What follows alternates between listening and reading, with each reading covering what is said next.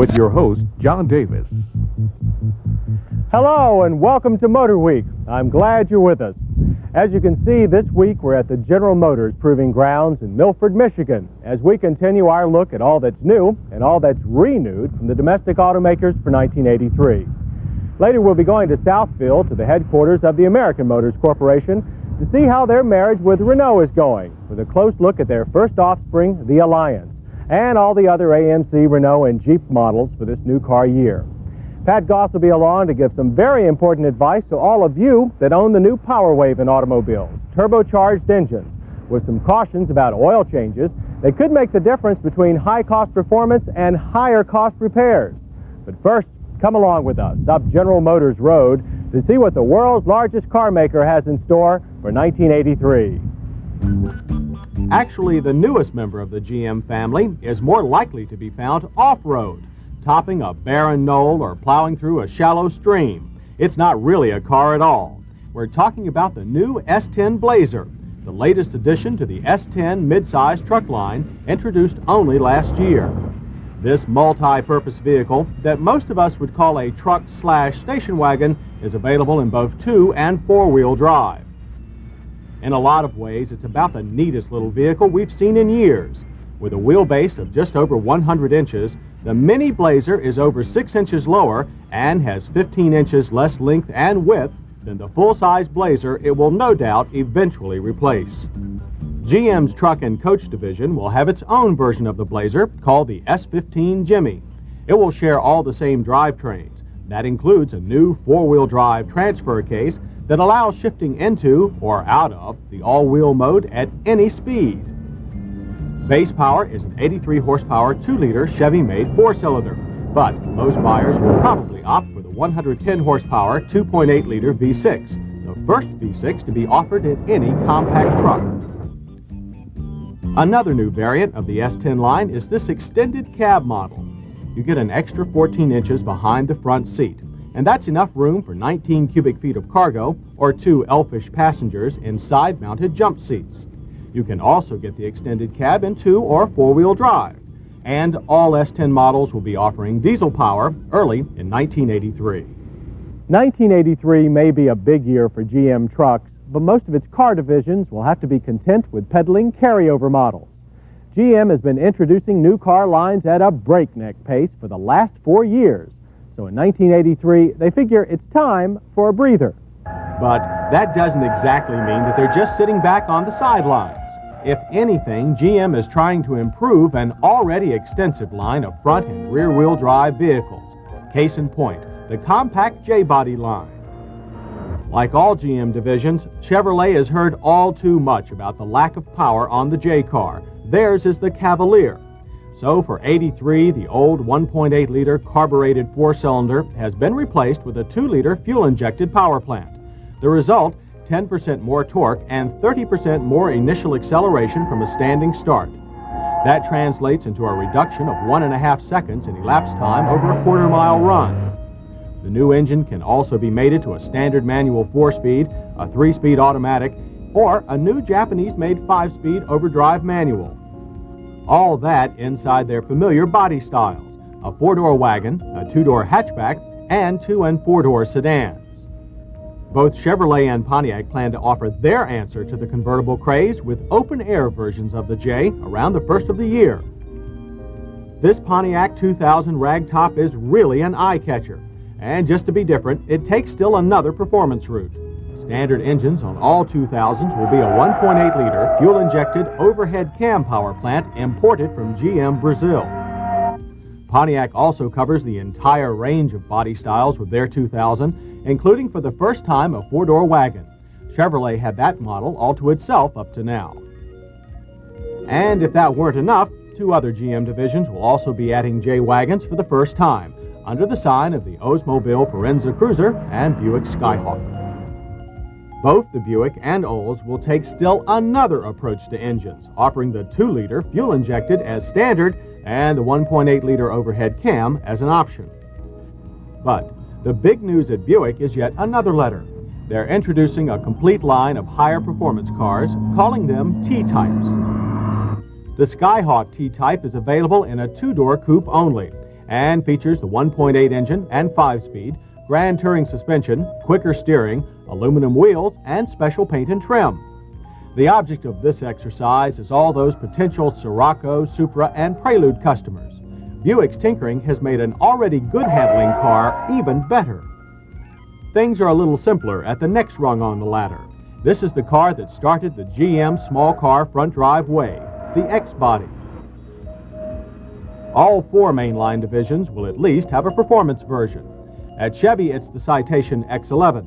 At Olds, the Omega ES. Naturally, at Buick, a Skylark T-Type. And at Pontiac, this Phoenix SJ.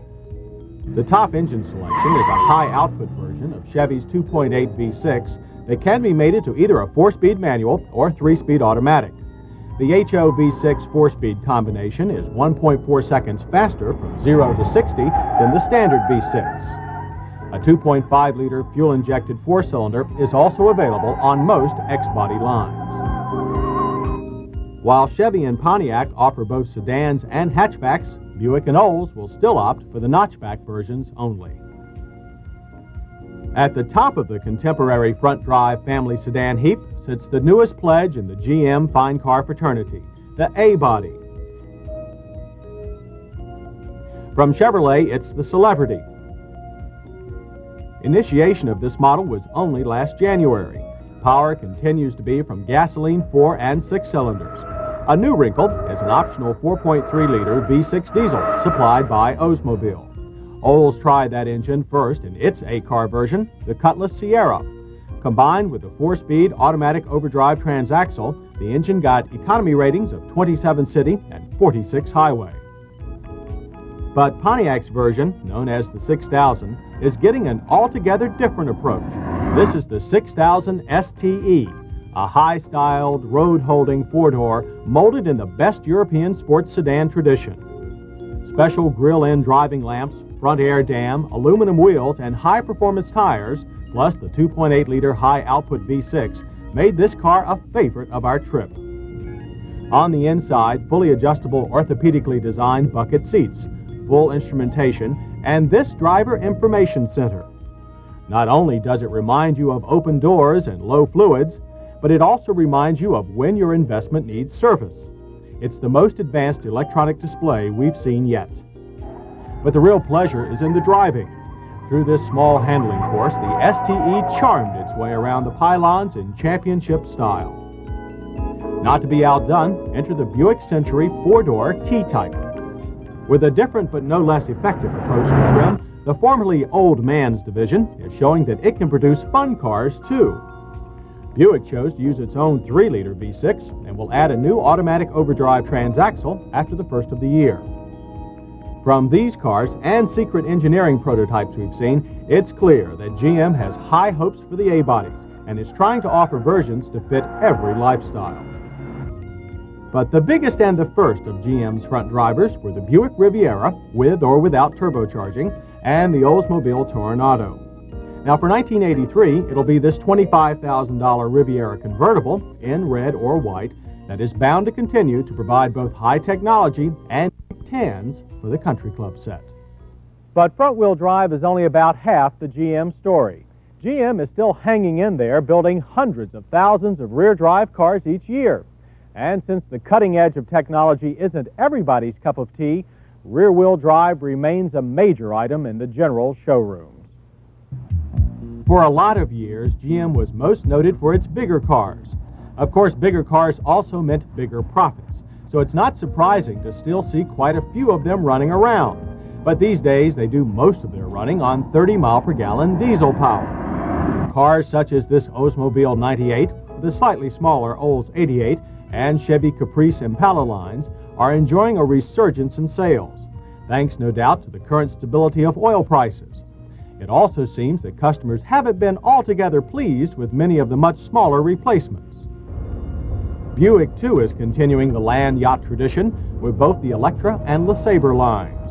Along with Chevy and Olds, Buick offers a variety of 2- and 4-door sedans and wagons in what has to be the last tribute to the oldest of American love affairs. This Chevrolet Malibu heads up the list of another lineup of cars that are still large by tomorrow's standards. Available with base V6 gas power and diesels as options, they too continue to successfully buck the trend towards front-wheel drive. Pontiac, having already dropped its full-size offerings, calls its version Bonneville. Buick has the Regal and Olds the Cutlass Supreme. Oldsmobile's four-door sedans and wagons are pretty much the same as they've been for several years, but there's still quite a bit of life left in their two-door models.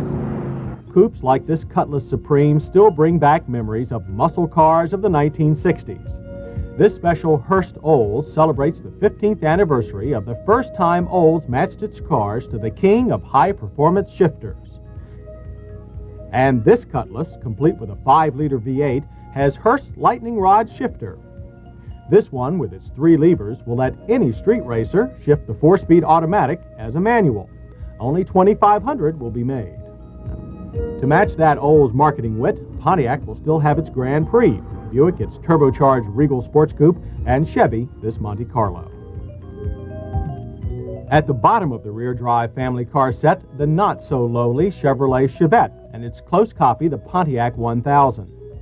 The Chevette was America's first really modern small car. It's frequently eclipsed by much more interesting products from other makers, but still it remains, with diesel and gas power, the top-selling small car in all the land. But if you're one who thinks rear drives can't possibly be of much interest or fun, then you've failed to reckon with the brightest of the old-fashioned girls, the new, just this year, Pontiac Firebird and Chevrolet Camaro. Known as GM F-bodies, no doubt for flash, they can be had mild, like this 4-cylinder Firebird, or wild, like this 5-liter fuel-injected Camaro Z28. Both cars get 2 new transmissions for $83, a fine 5-speed manual, and more economic 4-speed automatic. But it's the Camaro that gets the most notably revised trim. This new interior has very supportive, fully adjustable bucket seats, but they're unfortunately covered in fabric that could never be called sedate. Curiously, it's the Pontiac that gets the only engine change, a new high-output 2.8-liter V6. Nothing unusual about that, except the engine is made by Chevrolet, and you can't get it on the Camaro.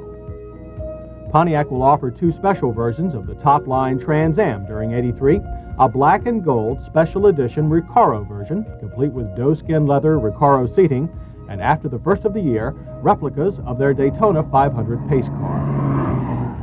But all this fuss about the F-car is merely meant to keep us interested until next March. That's when we'll see this car, the new from the ground up and no doubt highly expensive 1983.5 Chevrolet Corvette. America's only true sports car finally gets its first new set of fiberglass in 14 years. You've probably noticed you haven't heard the name Cadillac yet. Well, now you have. As the smallest of the GM divisions, Cadillac's models are aimed at narrow markets that really defy all but the broadest comparisons with the rest of the General Motors family. To say Cadillac is unique is something of an understatement. For 1983, Cadillac becomes the first U.S. car division to switch completely from carburetors to electronic fuel injection for all engines. Their largest cars are large, all right, a 20-foot-long 8-passenger limousine and this 17-foot 4-door Fleetwood Brougham sedan. For the second year, most full-size Caddies will be powered by a 4.1-liter iron aluminum block V8, the most modern V8 yet designed, or, as in the case with this 2-door Coupe de Ville, you can get an optional 5.7-liter V8 diesel.